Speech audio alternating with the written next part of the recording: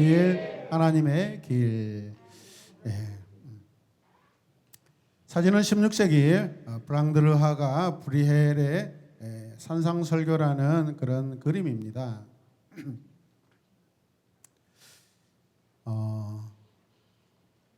주님께서 산에서 제자들과 사람들에게 꼭 필요한 말씀을 전해주셨는데, 그 말씀은 이제 하나님 나라 백성들이 살아야 될 삶의 실천의 내용들이라고 말씀드렸습니다. 이해되시는 분만 아멘 합시다. 저는 하나님을 다 알지 못합니다. 그러나 제가 알고 있는 분명한 몇 가지가 있는데, 그 중에 하나는 우리 교인들을 인격적으로 사랑하고 계신다는 것입니다.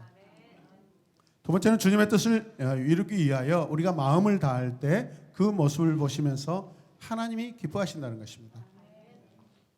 또 하나는 우리가 드리는 작은 사랑 때문에 하나님이 얼마나 기뻐하실까, 날마다 기뻐하신 하나님이심을 믿으시길 바랍니다. 요한복음 14장 1절에서 3절 말씀을 보면 우리에게 소망이 되는 말씀을 주님이 하십니다. 너희는 마음에 근심하지 말아라. 하나님을 믿고 또 나를 믿어라 라고 말씀하십니다. 예수님께서 너희는 무엇을 하지 말라고 하셔요? 마음에 근심하지 말아라. 여러분, 근심은 하나님과 좋은 관계가 되지 못한다는 것을 기억하시길 바랍니다. 하나님을 믿고 또 나를 믿어라 라고 말씀하십니다. 진심으로 아버지와 아들을 믿고 또 믿어야 한다라는 그런 말씀입니다. 내 아버지의 집에는 있을 것이 많다. 그렇지 않다면 내가 너희가 있을 것을 마련하러 간다고 너희에게 말했겠느냐? 나는 너희가 있을 것을 뭐합니까? 마련하러 간다라고 주님이 말씀하셨습니다. 여러분, 이 말씀을 보면 우리가 거할 것이 많아요, 적어요? 많습니다. 말씀을 잘 보십시오. 주님은 그곳에 여러분을 위해 살 곳을 마련하러 가셨다라고 그렇게 말씀하십니다. 제자들 앞에서는 간다라고 그렇게 하고 계시죠. 또 3절 말씀을 보면 내가 가서 너희가 있을 곳을 뭐하면 마련하며 다시 와서 너희를 나에게로 어떻게 데려다가 또 내가 있는 곳에 너희도 어떻게 합니까? 함께 있게 하겠다. 마련하여 데려다가 함께 있게 하겠다. 이게 주님께서 품으신 하나님의 뜻입니다. 그것에 저와 여러분들이 있길 바랍니다. 그 일을 위하여 주님이 지금 준비하고 계십니다. 있을 것을 마련하면 우리를 데려다가 함께 하겠다고 하시죠, 여러분. 주님이 아직 오시지 않고 계시는데 지금도 준비하고 계시는 거예요, 여러분. 2000년이 넘도록 여러분 아직 오시지 않는 것을 지금도 그분이 준비하고 계셔요. 2000년 동안 준비하고 계신다는 것은 엄청 바쁘게 많이 준비하고 계신다라는 뜻이 아닐까요? 조크가 좀 비슷합니다. 뭘 준비하시길래, 얼마나 준비하시길래 2000년이 넘도록 지금까지 오시지 않고 뭘 그렇게 준비하고 계세요, 주님? 이런 모습을 생각하면 빨리 오면 우리 죽습니다. 이런 모습을 생각하면 우리에게 주님 사랑이 크다라는 것을 우리가 알 수 있습니다. 우리가 저 인생을 넘어 본향에 도착했을 때 우리에게 나눠줄 것을 바쁘게 준비하시면서, 주님은 그걸 준비하시면서 얼마나 마음에 기쁨이 가득하냐 이 말이죠. 우리도 주님의 일을 하면서 기쁘시길 바랍니다. 억지로 하는 것은 믿음이 아닙니다. 여러분, 기대가 되죠. 무려 2000년이 넘도록 주님이 계속해서 준비하고 계세요. 아직까지 안 오신 거 보니까. 언제부터? 그때부터 영원토록. 아멘. 그때부터 지금까지. 여러분, 주님에게 결단의 시간이 왔습니다. 사실 결단이란 어떤 사실을 아는 것부터 시작되죠. 막무가내 결단하지 않습니다. 내용을 가지고 결단하는 것이죠. 하나님께서 스스로 말씀하십니다. 내가 무엇을 해야겠다. 내가 그것을 준비할 거야. 내가 작정하고 계획한 것을 이제 내가 그 일을 할 거야 라고 말씀하십니다. 우리 인간은 내가 무엇을 어떻게 해야 할까를 분명히 알면 결단하기가 쉽습니다. 무엇을 모르기 때문에 우리가 결단이 안 되는 것입니다. 하나님을 모르기 때문에 하나님을 향하여 우리가 결단이 안 된다라고도 생각할 수 있습니다. 하나님을 잘 아는 분들은 하나님을 위하여 많이 결단하고 많이 작정합니다, 여러분. 주님은 아셨습니다.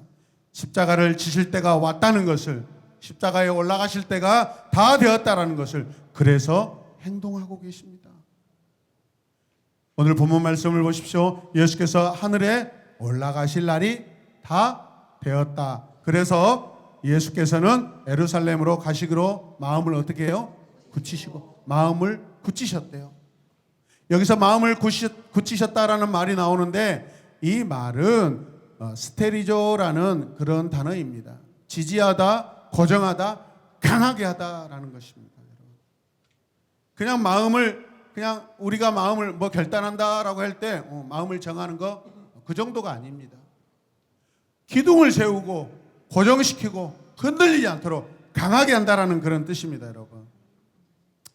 우리가 영화를 보거나 어떤 사극을 보면 어머니 앞에 아들이 멀리 길을 떠나기 전에 어떻게 하죠?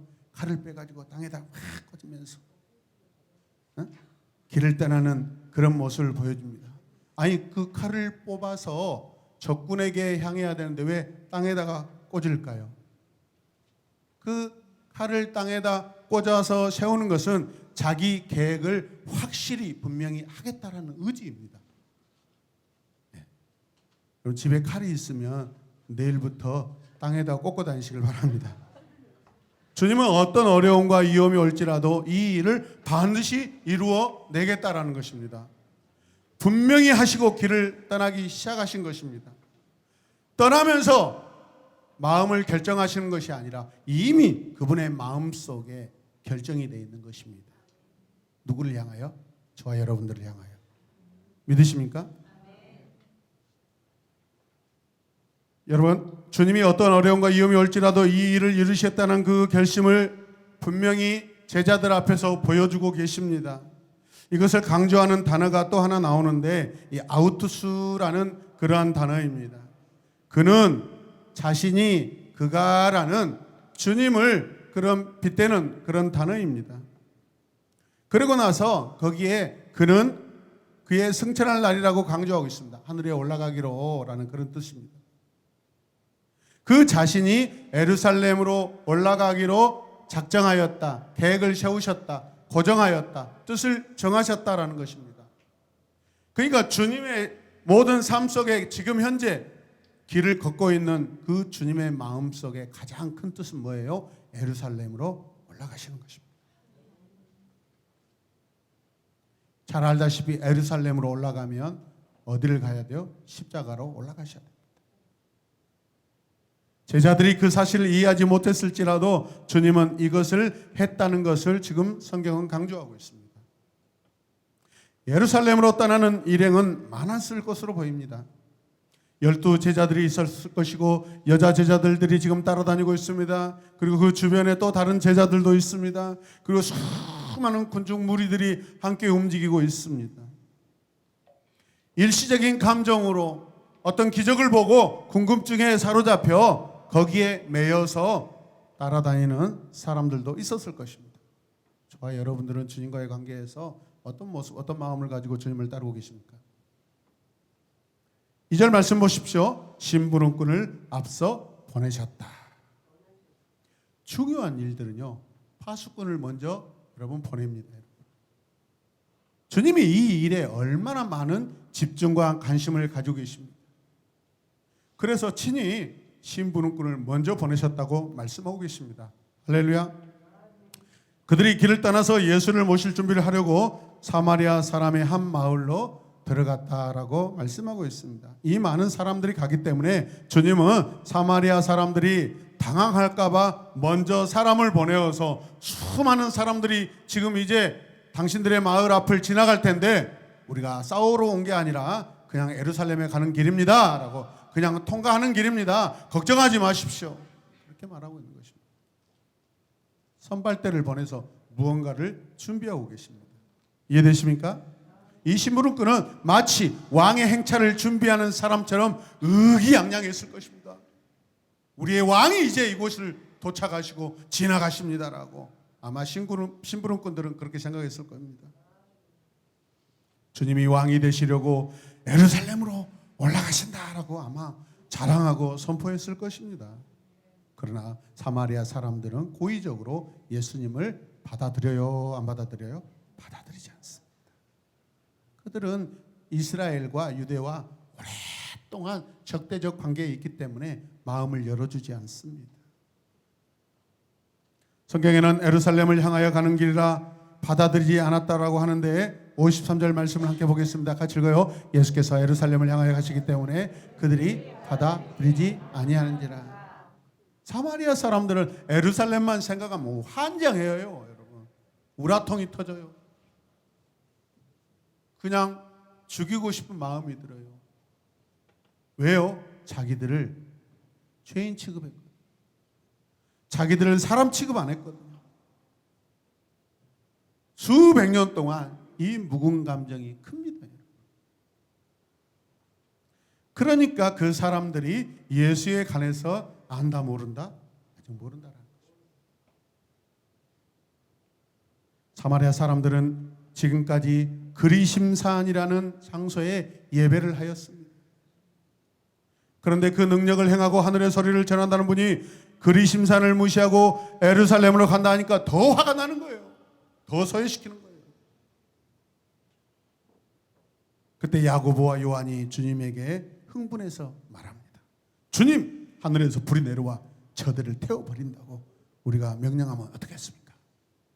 이야, 이럴 때는 저희들이 믿음을 가지고 불을 내릴 수 있다고 생각한가 봐요. 어떻게 생각하세요?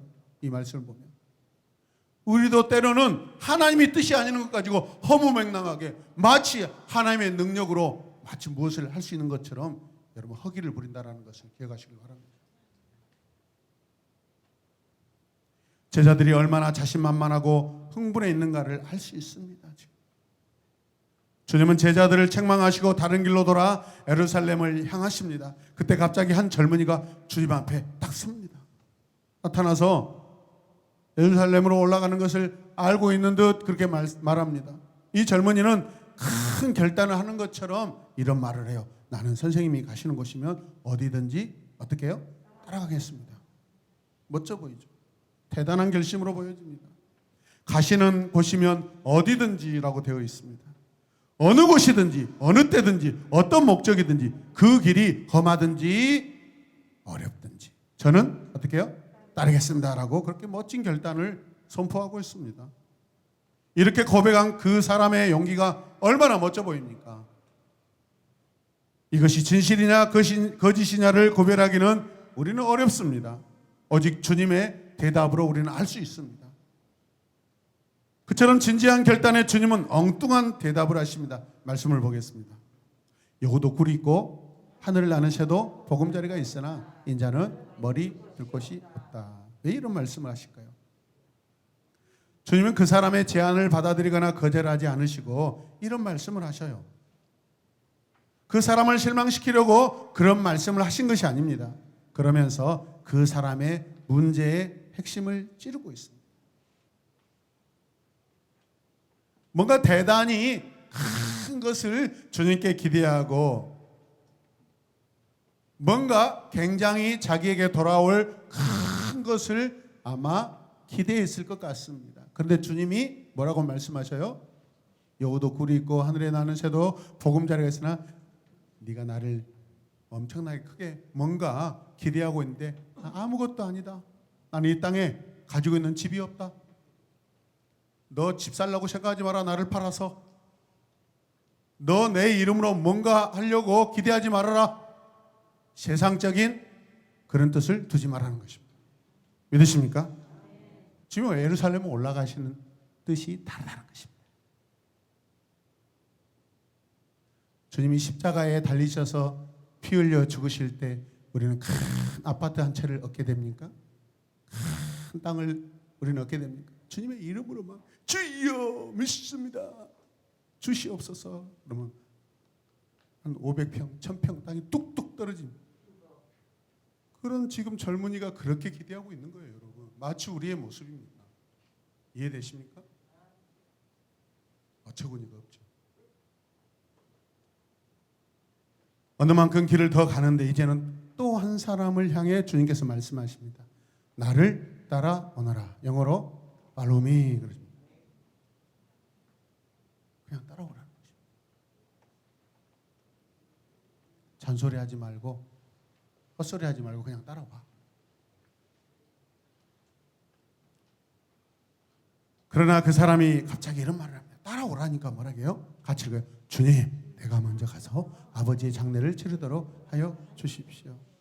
이런 말로 주님의 초청을 지금 거절하는 것입니다. 초청을 거절하기 위하여 먼저 자기의 부모의 장례를 치르게 하겠다라고 그렇게 말하죠, 여러분. 아니면 따르고 싶지만은 부모님을 공경하는 일이 문제가 되었는지 잘 모르겠어요. 그러나 주님께서 그에게 냉정하게 이렇게 말씀하십니다. 뭐라고 하셔요? 죽은 사람들에게 맡겨두고 너는 가서 하나님 나라를 전파하여라. 여기서 그 부친이 지금 죽었을까 아니면 언제 죽었는지 모르는데 죽은 다음에 따르겠다는 말인지 아니면 죽지 않았는데 진짜 죽은 것처럼 말했는지 아니면 집에서 아버지가 돌아가셔서 장례를 치르다가 갑자기 소문에 듣고 예수님이 지나가신다는가 나와가지고 자기의 관심을 표현했을 수도 있습니다. 오늘 본문에서 문제가 되는 것은 follow me 할 때 너는 먼저 나를 문제가 되는 단어가 뭐예요? 먼저라는 단어, 우선권이라는 단어입니다. 예루살렘으로 가는 마당에 하필 이런 말을 하고 있다는 것이 쉽게 우리는 이해가 되지 않습니다. 아버지가 죽었는데 사람들이 갑자기 웅성거립니다. 이 사람이 집 밖으로 나왔을 수 있습니다. 그렇다면 이 사람이 처음부터 정신에 빠진 사람입니다. 아버지 장례식을 준비하다가 지금 다른 사람들의 일에 관심을 가지고 집 밖으로 퍼쩍 나왔다는 것입니다. 그것도 우선권이 잘못됐어요. 이해되십니까? 한편으로 보면 세상적으로 보면 멋있어요. 장례식장에서 여러분 사람들을 이렇게 영접하고 있다가 밖에서 어떤 기적이 일어나니까 그 내버려놓고 밖에 나갔다는 것입니다. 이해되십니까? 어찌됐든 이 사람은 우선권이 지금 잘못되어 있어요. 주님이 길을 가다가 마침 그때 또다시 또 한 사람이 주님의 일행 앞으로 튀어나옵니다. 대단한 결심을 한 것처럼 또 이렇게 말을 합니다. 주님, 내가 주님을 따르겠습니다. 그러나 먼저 어떻게 해요? 식구들에게 작별 인사를 하게 해 주십시오. 아니, 처음부터 작별 인사를 하고 오지. 이제 와가지고 또 작별 인사를 하러 가겠다 하는 겁니다. 영락없이 우리들의 모습입니다. 이 사람들이 왜 이러는 거죠, 지금? 주님이 그 사람에게 말씀하십니다. 함께 읽겠습니다. 시작. 누구든지 손에 쟁기를 잡고 뒤를 돌아보는 사람은 하나님 나라에 합당하지 않다. 이 말씀을 생각하면 우리는 엘리사를 생각할 수 있습니다. 주님이 선지자로 부르실 때 어떻게 해요? 자기가 밭을 갈고 있던 여러분 그 짐승들을 다 불러 태워버립니다. 달라요? 똑같아요. 자기 재산을 다 불질러버리고 여러분 스승을 따릅니다. 하나님을 따릅니다. 이게 다른 점이에요, 여러분. 주님이 우리를 부르셨어요. 맞습니까? 여러분이 불태워버리고 다 정리한 거 뭐가 있습니까, 여러분? 그걸 다 가지고 그것을 등에 지고 가슴에 안고 주님을 따라가고 있습니다. 이게 우리의 모습입니다. 그러니 주님을 따라가는 우리의 모습이 우리의 마음과 우리의 삶이 얼마나 무겁습니까? 주님은 우리의 멍에를 친히 매주시고 우리의 짐을 가볍게 해주신다고 말씀하셨는데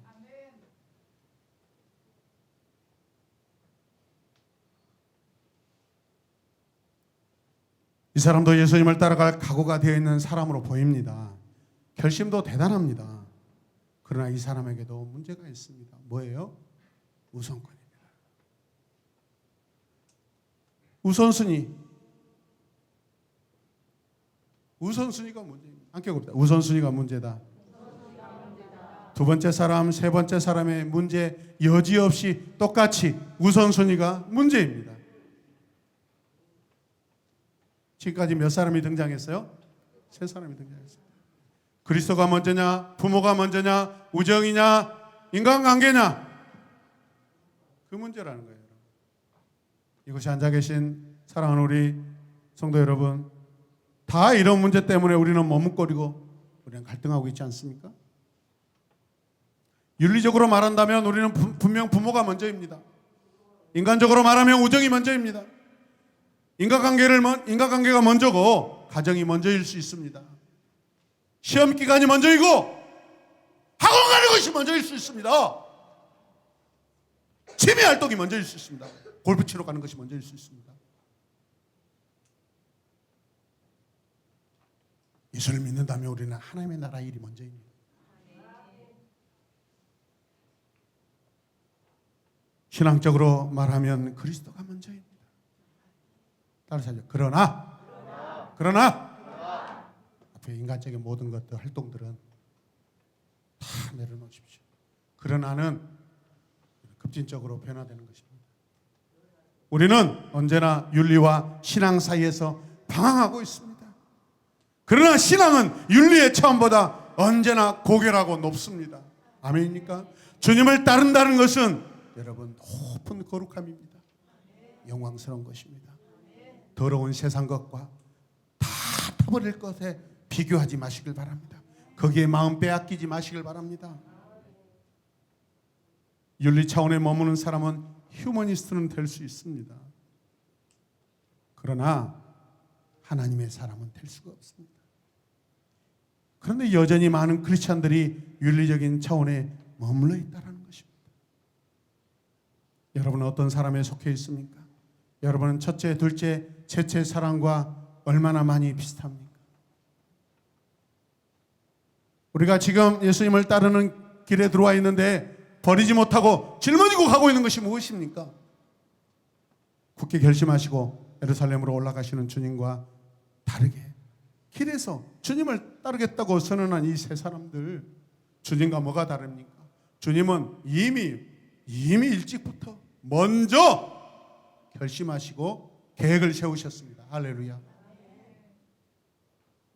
주님은 자신이 가야 할 길을 분명히 알고 가고 있는 반면에 세 사람은 무엇을 어떻게 해야 좋을지 모르고 그냥 무조건 따르겠다는 거예요. 그리고 빨로미 가자 그랬더니 잠깐만요, 저 집에 좀 갔다 오겠습니다. 요즘 젊은이들과 초중고 학생들에게 꿈을 물어봤습니다. 가장 많이 선호하는 것이 무엇인 줄 아세요? 그냥 막연히 건물주입니다. 건물주가 꾸민 청소년들 손 들어보세요. 나 이 5층 건물 드릴게요. 여기서 한번 장사를 한번 해보세요. 계획이 안 돼 있는데 5층 건물 줘봤자 아마 부도 처리할 것입니다.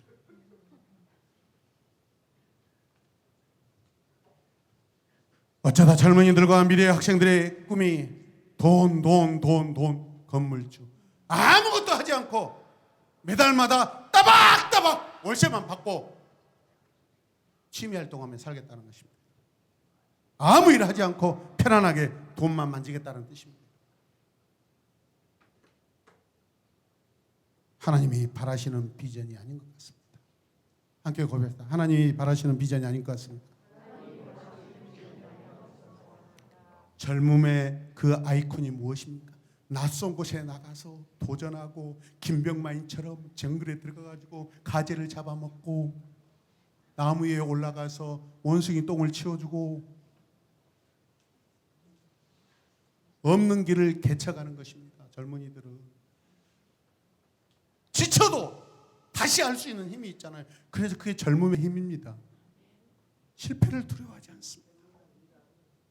젊었을 때 많이 실패를 경험해봐야 노년에 여러분 그 지혜를 가지고 올바른 선택을 하는 줄로 믿습니다. 인생은 영국과 같습니다. 함께 고백합니다. 인생은 영국과 같습니다. 때때로 열망하는 대로 되지가 않더라도 그런 대로 낭만이 있습니다. 용기 있게 그 낭만을 가꾸어 나갈 때 즐거움과 멋스러움을 창출해 낼 수 있습니다. 오늘 이 시간 앉아있는 여러분들이 하나님 나라의 그 연극의 주인공이라고 생각해 보십시오. 어찌됐든 주인공이 좋지 않습니까?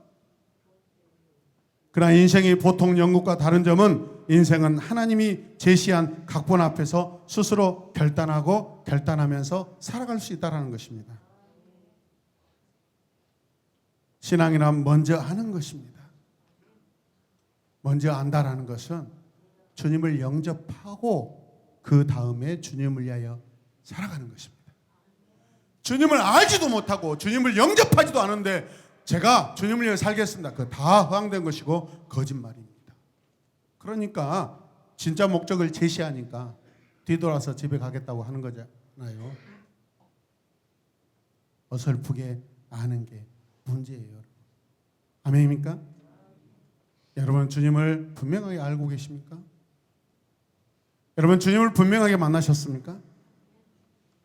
여러분 분명하게 여러분 안에 주님이 계십니까? 14분이 대답하셨어요. 나머지는 성도가 아니라 그냥 종교인같이 생각할 수 있어요. 선무당인 사람 잔다 말이 있습니다. 분명히 알아야 합니다. 재물이란 불타버리듯 없어지고 많은 것이라는 것을 기억하시길 바랍니다. 인간의 소유는 한순간입니다. 요즘은 젊음도 보장되지 않아요. 우리 밖에 나가면 죽음이 우리를 기다리고 있습니다. 내가 운전을 아무리 잘해도 옆에 와서 퍽퍽 받아버립니다. 며칠 전 대전에 제가 아는 교회 선교사님, 찬양 선교사님인데 고속도로를 가는데 차가 밀리잖아요. 정체 구간이 와서 밀리는데 뒤에서 엄청 스타렉스 막 엄청나게 세게 달려오더래요. 보면 알거든요. 아, 저 차 브레이크 잘 수 없다. 내 뒤에다가 내 엉덩이에다 분명히 받겠다라는 생각이 탁 드는 겁니다. 어떻게 해요?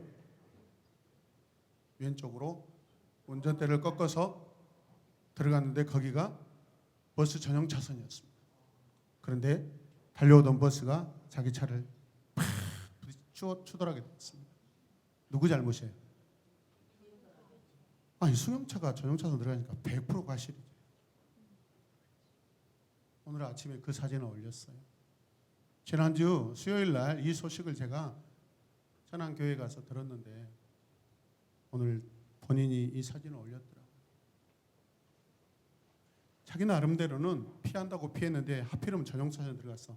전용차선에 들어가면 다 비어있잖아요. 근데 전용차선에 달리던 버스가 와서 받아가지고 그 잘못을 다 자기가 뒤집어 쓰게 됐어요. 돈도 없는 분이에요. 돈. 자동차 고치고 살 돈도 없는 분이에요. 괴롭다고 이야기하더라고요. 가난한 내 자신이 참 안타깝습니다.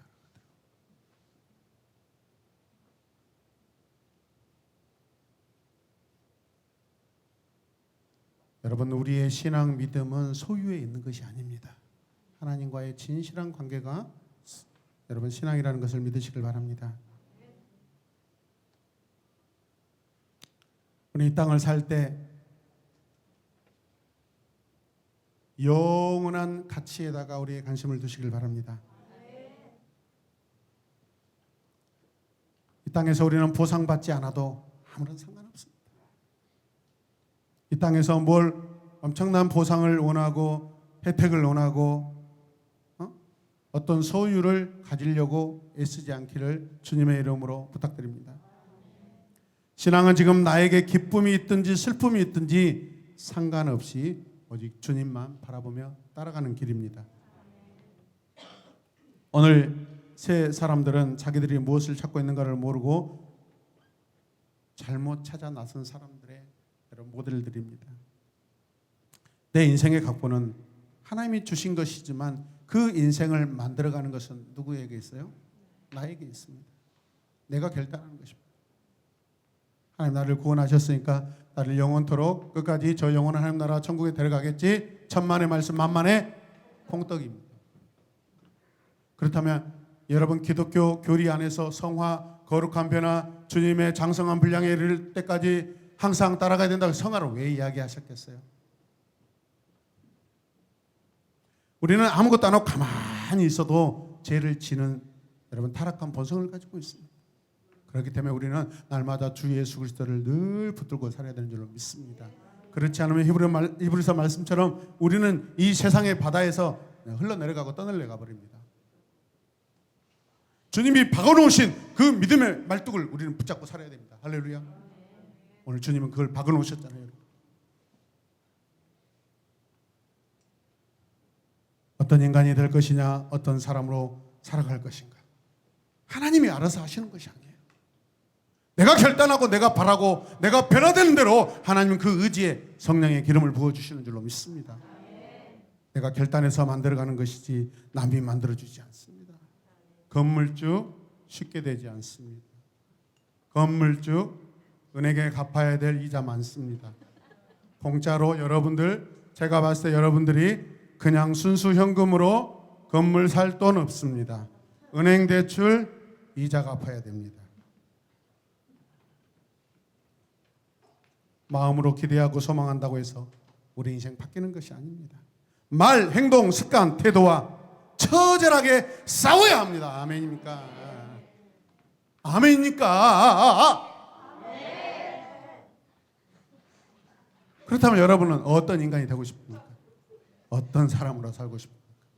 아멘 대답했으니까 그것도 결단하시길 바랍니다. 하나님의 각본에 따라서 아름다운 인생을 엮어가는 데는 두 가지 결단이 필요합니다. 하나님의 부르심은 두 가지 종류로 나눌 수 있는데요. 첫째는 모든 그리스도인이 마땅히 따라가야 할 길이 있는데 그게 하나님의 길이라는 것입니다. 주의를 지킨다든지 십계명을 지킨다든지 말씀을 따라 사는 그런 문제 등입니다. 그러나 그것만으로 하나님의 복 주신 인생을 엮어갈 수가 없습니다. 아예 이 땅에서 나를 버리고 머리부터 발끝까지 내 근육, 내 관절이 다 닳아져 없어질 만큼 주님을 따를 때 하나님은 거기에 영광을 부어주십니다. 가만히 앉아서 하늘에서 감 떨어지고 입을 쩍 벌려서 꿀꺽하고 먹는 그런 인생 아닙니다, 여러분. 우리에게 또 하나의 둘째는 순종의 길이 있습니다. 하나님께서 나에게 부탁한 일이십니다. 이건 약속입니다. 약속 있는 계명입니다. 순종하면 하나님이 우리에게 복을 주십니다. 그냥 하나님 나라의 백성 됐다고 그냥 막무가내 복이 주어지는 것이 아닙니다. 저에게 준 책임도 있고 여러분에게 준 책임도 있고 우리 한 사람 한 사람에게 하나님이 맡기신 책임이 있습니다. 오늘 우리 홀리킹 프레이즈 찬양팀 어린아이부터 다 나왔습니다. 하나님의 길을 따른다는 것은 결혼하는 힘듭니다. 오늘 청소년 예배 때 결단곡을 하기 위해서 싱어들이 이렇게 나와서 찬양하잖아요. 우리 아버니가 마이크 들고 나오다가 여기에다 이맛박을 확 부딪혔습니다. 그냥 눈물이 피 같은 눈물이 툭 터졌습니다. 그런데 어떻게 해요? 울면서도 하는 것입니다. 잘했다, 잘했다. 눈물 너 잘했다. 얼른 나가라. 엉덩이 툭툭 두드러졌어. 고난이 온다고 해서 그 고난의 아픔 때문에 우리가 멈춰서는 안 됩니다. 그 고난을 내 가슴에 안고 나아갈 때 감동과 감화가 넘쳐나는 줄로 믿습니다. 하나님은 보수하시고 보복하시고 회복시키시고 넘쳐나게 하시는 하나님이신 줄로 믿습니다. 우리의 아픔을 영광으로 바꿔주십니다.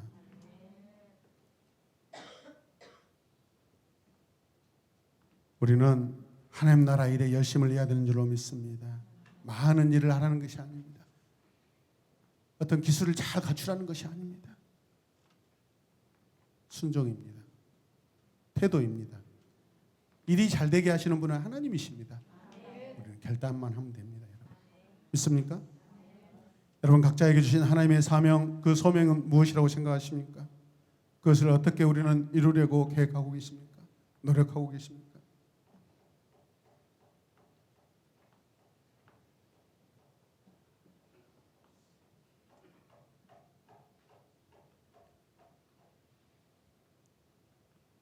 부모의 순종이 자녀가 순종하게 됩니다.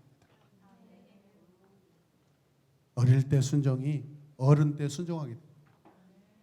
지금 순종이 내일 순종할 수 있습니다. 우리는 우리의 미래를 알 수 없습니다. 그래서 우리는 미래를 확실히 모르고 살아갈 뿐입니다. 그러나 주님은 모든 것을 분명히 다 알고 계십니다. 그렇기 때문에 십자가의 길을 기쁘게 걸어가셨습니다. 주님은 십자가에서 흘리실 못 박히실 그 고통을 생각하는 것보다 그 이후에 자신이 지으시고 창조하신 모든 인류가 자신의 이름으로 구원받을 영광을 생각하셨습니다. 고통 넘어 슬픔 넘어 피 흘림 너머에 누릴 영광을 주님은 그걸 보셨습니다. 할렐루야. 여러분, 오늘 우리가 순종하고 결단할 때 인생에 분명 갈등이 올 수 있습니다. 그것은 과정입니다. 그 과정을 넘어서시길 바랍니다. 초월하시는 주님 하나님을 보시길 바랍니다. 우리가 미래를 확실하게 사는 길이 있습니다. 그것은 주님께서 보여주시고 가르쳐 주신 길대로만 살아가면 된다라는 것입니다. 주님은 우리의 삶에 충분한 모범을 보여주셨습니다. 베드로전서 2장 21절 함께 읽겠습니다. 자, 읽을까요? 바로 이것을 위하여 여러분은 부르심을 받았습니다. 그리스도께서 여러분을 위하여 고난을 당하심으로써 여러분이 내가 자기의 발자취를 따르게 하시려고 여러분에게 본을 남겨주셨습니다. 아멘. 우린 주님만 보시면 됩니다.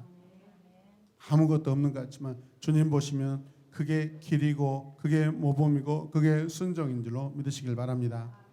사마리아를 통과하여 예루살렘으로 올라가십니다. 길에서 만난 세 사람 어떤 사람들이었어요? 세 사람의 상황은 각각 서로 다릅니다. 다 핑계가 다릅니다. 나는 어디든지 가겠습니다. 부모님의 장례를 치르고 따르겠습니다.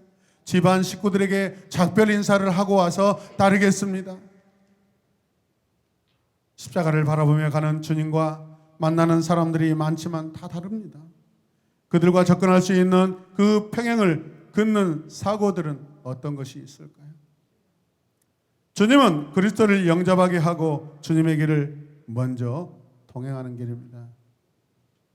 지금 주님은 십자가를 지기 위해 예루살렘으로 가십니다. 앞으로 펼쳐질 주님의 그 순종의 그 모습들 우리에게 큰 소망이고 우리에게 큰 은혜인 줄로 믿습니다. 우리는 지금 십자가를 지는 길을 걷고 있습니까? 나의 길을 고집스레 걷고 있습니까? 나는 어떤 길을 걷고 있습니까? 오늘 이 시간 우리 자신을 살펴보시길 바랍니다. 이 시간 말씀을 생각하며 적용하며 우리 함께 선포하고 기도하도록 하겠습니다. 우리 함께 선포합시다. 사람들은 자기 살 것만 생각하지만 주님은 죽을 것을 생각하셨습니다. 아멘. 그리스도의 십자가에 희생이 있어 부활의 소망이 더 큰 것이 아닌가요? 아멘이죠. 우리는 죽기 위해서 살아야 합니다. 그것이 곧 사는 길입니다. 아멘. 또 보여주세요. 우리는 부활의 종말에 서서 현재를 사는 자들이다. 아멘. 그러므로 죽어도 죽음은 없다. 그렇다면 얼마나 감사합니다. 믿으십니까?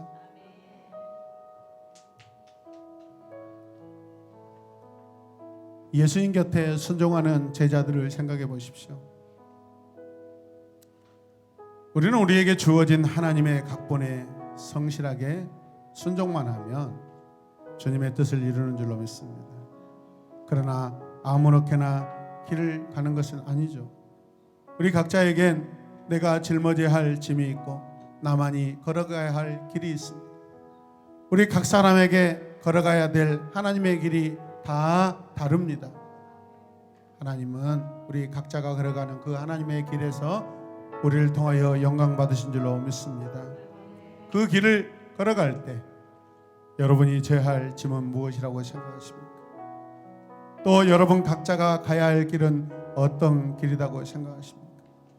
이번 한 주 내가 걸어가야 될 하나님의 길은 무엇인지 내 삶 속에서 내가 발견하고 이루어 가야 할 하나님의 길은 무엇인지 우리가 이 시간 결단하고 기도하는 시간 됐으면 좋겠습니다.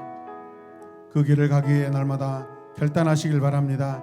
날마다 행동으로 옮기며 살아가는 저와 여러분 되시길 주님의 이름으로 축복합니다. 우리 이 시간 함께 기도하겠습니다. 하나님 나라 길, 하나님의 길을 걸어가게 하소서.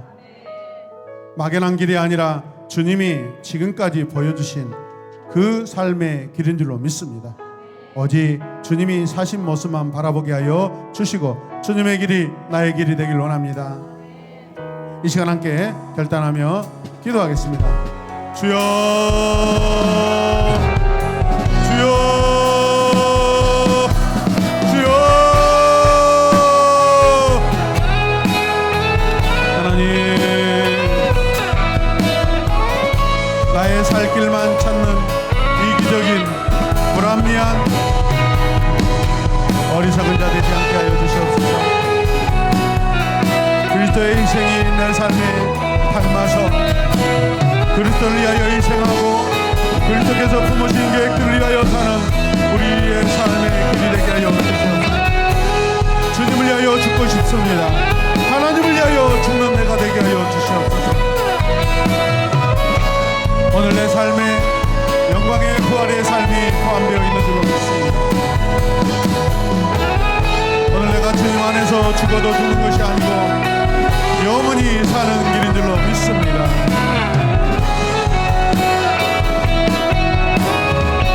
주님,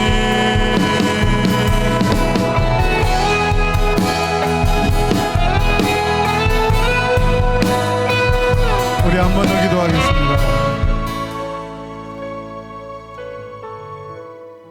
우리 양원 집사님이 참 좋은 병원으로 하나님께서 보내주셨습니다. 주말에는 참 자유롭습니다. 그래서 우리와 함께 예배드릴 수 있습니다.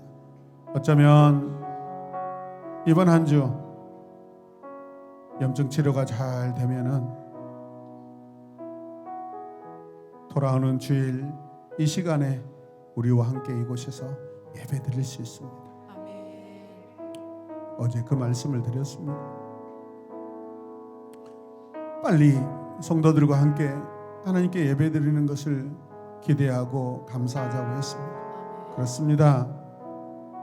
다음 주 이 시간에 우리가 함께 있다면 우리 양 집사님이 엄청 감격하고 감동하며 회개하며 감사할 줄로 믿습니다.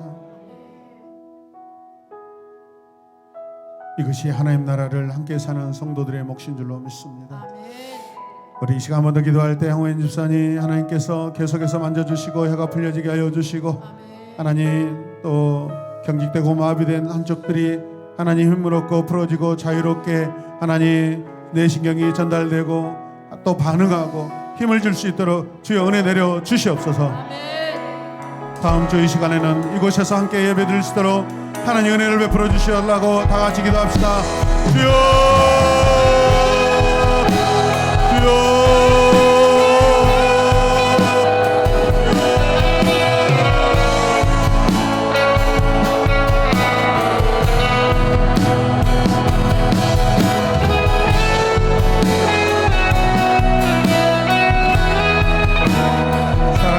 불쌍히 여겨 주시옵소서. 사랑하는 아들과 함께 주의 십자가를 메고 나아가는 우리의 삶이 되게 하여 주시옵소서. 십자가를 내가지고 주만 따라가게 하여 주시옵소서. 십자가를 내가지고 주만 따라가겠습니다. 주여,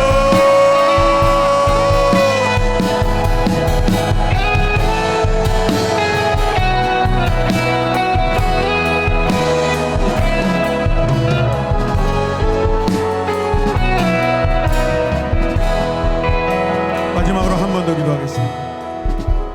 양호연 집사님이 이제 회사를 통하여서 산재 보호를 받아야 되는데 그게 좋은 결과가 있을지 그렇지 않을지 우리는 모릅니다. 그러나 하나님 보시기에 그게 가능하면 허락하여 달라고 기도하십시오. 억지로 할 수 없는 일입니다. 거짓으로도 할 수 없습니다. 그러나 하나님이 뜻이 있다면 허락해 주시옵소서. 그래서 이 가정이 하나님을 위하여 마음껏 살아갈 수 있도록 재정적인 부담이 줄어들게 하여 주시옵소서. 더 중요한 것은 하나님 건강하여서 가정으로 돌아와 남은 재활을 하게 하여 주시옵소서. 하원이를 보고 하빈을 볼 때마다 울더라고요. 그게 아버지의 마음 아니겠습니까? 오늘 하늘에 계신 우리 하늘 아버지도 우리의 걸어가는 길을 보고 때로는 안타까우게 생각하실 수도 있고 기뻐하실 수도 있습니다. 하나님의 마음을 흡족하게 해드리는 시원하게 해드리는 우리 모두가 되게 하여 주시옵소서. 우리 황호연 집사님, 하나님이 허락하시면 보험 처리가 잘 되게 해달라고 이 시간 다시 한번 함께 기도하겠습니다. 주여,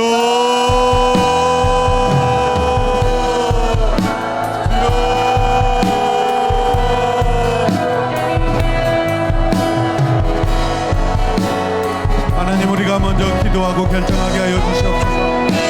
하나님, 우리가 먼저 기도하고 그 다음 것을 행하게 하여 주시옵소서. 하나님, 우리가 먼저 하나님을 따르고 그 길에서 해야 할 일들을 우리가 하게 하여 주시옵소서. 우리가 먼저 주님을 영접하고 주님을 인격적으로 만나고 주님이 원하시는 일을 하도록 주여 우선순위를 다르게 세우게 하여 주시옵소서.